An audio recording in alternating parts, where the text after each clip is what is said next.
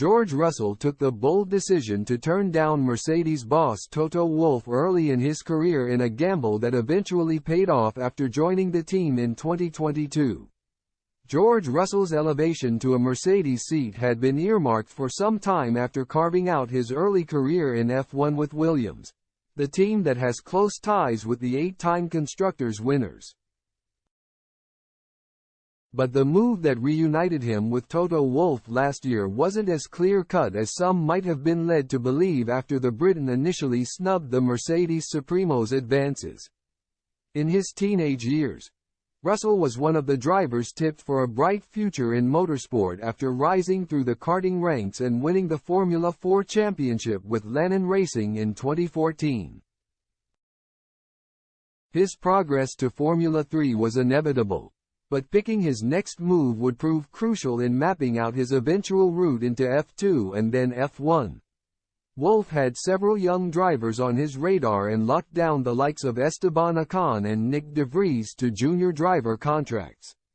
Likewise, he was keen to tie down Russell to a similar agreement and help facilitate his rise through the ranks. Most drivers would snap the Austrian's hand off when given the chance to sign a contract with the Mercedes boss, but Russell took a different approach. "I was already having conversations with Toto and Mercedes prior to joining Carlin and Volkswagen," he told Motorsport magazine.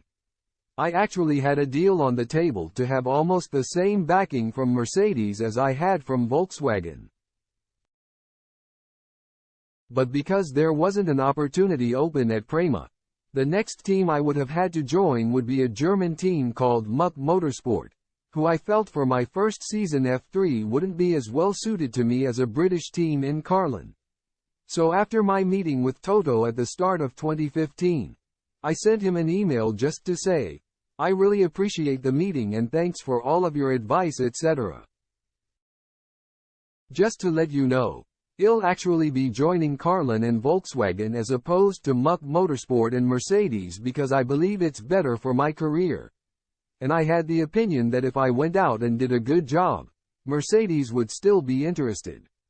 So he replied back, 'I think you're making a wrong decision but let's stay in touch and let's see where we go from there.' It was a bold move, but Russell made an immediate impression on his F3 debut, taking his first victory with Carlin at Silverstone ahead of Charles Leclerc and Antonio Giovinazzi in the second race of the weekend and finished sixth in his first season. Eventually, he did cave to Wolff's persistence and signed up to the Mercedes Academy in 2017, coinciding with a move to Art Grand Prix.